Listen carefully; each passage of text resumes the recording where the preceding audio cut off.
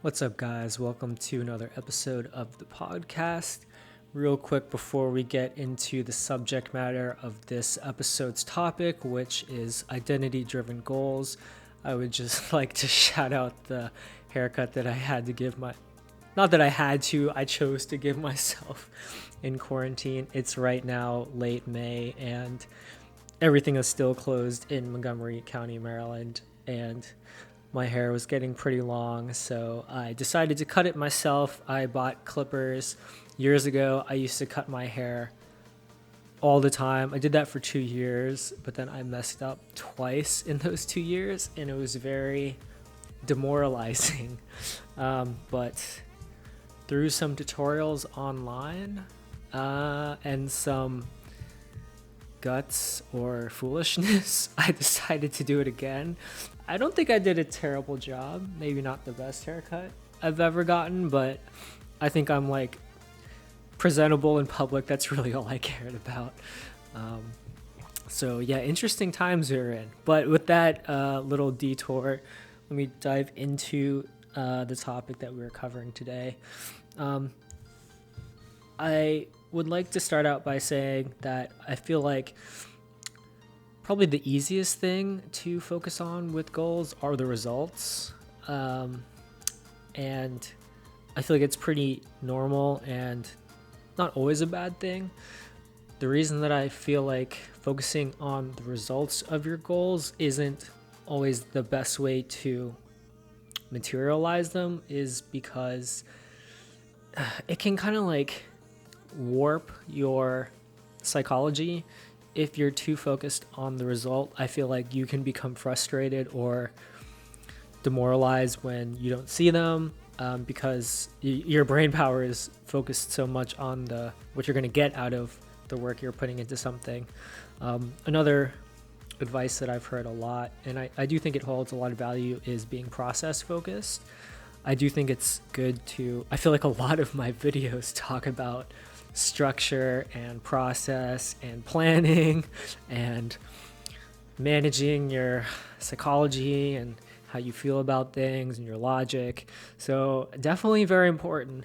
A lot of this just comes down to my own personal experience and thinking back over how to explain it, even to myself, why certain things worked well, what were the driving factors. And I think for me, the best way I could describe it was my goals and the thing that I was working towards became who I was, became my identity. I think that was the strongest force over time that led to staying very committed, being very willing to sacrifice for those plans and goals that I created, because I feel like plans and goals are great and it's very motivating in quick bursts, but what you will always keep with you is who you believe you are and what that represents. That's like very intrinsically glued to your existence. That might sound really heavy, but I do think it's true. And I feel like this happened to me over time without me even realizing it. And how I would attribute is a lot of topics or things that you can get into, whether that's, for me, it's been like dancing, coding, photography, modeling, even now with video. I feel like a lot of those topics and endeavors contain communities and cultures and really people at the end of the day. And as you're learning and growing and immersing yourself in these topics, you start to understand the subculture that engulfs it and the people that embody that culture who all share this collective topic. And I really feel like it starts to imprint on your identity. And I think once that happens, that's the strongest force that you can have towards staying in the game, staying focused, staying diligent. I think all of that comes a lot more naturally and easily. I actually have a really hard time doing things that I don't like doing or don't want to do, which is why I spend so much time coming up with these probably seemingly elaborate psychological experiments to enact on myself to try and get my mind to a place where it's accepting of the work I want it to do. But that's really what I feel like is going on, or what has gone on, and what will continue to go on, because it's been so productive. And now it's just so close to who I am. It's like I couldn't even remove it if I wanted to. I feel like a good example for me specifically, I think, is the whole computer world and coding and technology, especially growing up. It's funny, I try to distance myself from that because I feel like it doesn't always get painted in the best light. You think someone who's super into technology and that kind of stuff, you think like nerd, smart, studies a lot, not great social skills, not popular, like a lot of bad connotations. So I avoided it my whole life because of that, which is very ironic because now that's like most of my life and my time. And a lot of it's not true. It's a stereotype. I understand why it exists. There probably are some individuals that embody that stereotype, and I can see how some of it produces that person because you are more isolated. You're in front of a screen for many hours, and it does affect your personality. I've felt it. My eyes are getting worse. I stare at a screen so much. I don't talk to people as much, but it starts to imprint on, at least for me, it started to imprint on my identity, being around more people who've been doing this stuff their whole life, picking up on cultural nuances, really wanting to become a part of that world, really has been the driving factor for me to work so hard. Not just the fact that it happens to, thankfully produce a career that helps me does pay my bills, but trying to reverse engineer what got me here, how I've been able to retain that level of discipline and focus and work ethic over years now without really ever, to think back over it, that feeling, that desire has only gotten stronger. And I really think it's because my attachment to technology with my identity has gotten stronger the more I've done it. And I would say there are downsides, though. There is danger in this that I wanted to cover because I feel like it's important.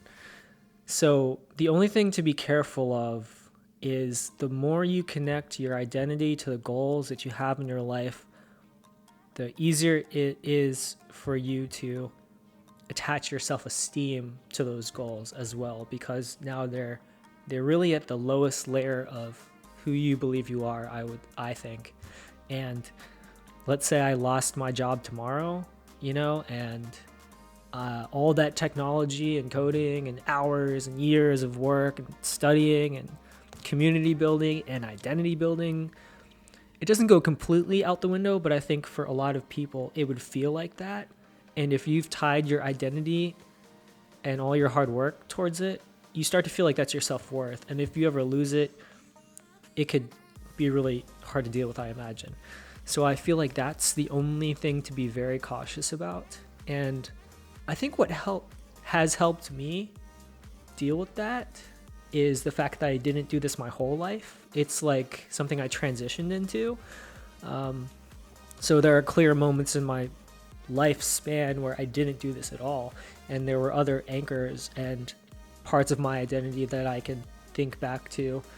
I also just kind of did this as a hobby. I think that helps a lot too. So if I ever lost this as a job, like my identity wouldn't go with it. I would be like, okay, well, doing computer stuff as a hobby now again until I either can get a job in it or go do something else for money.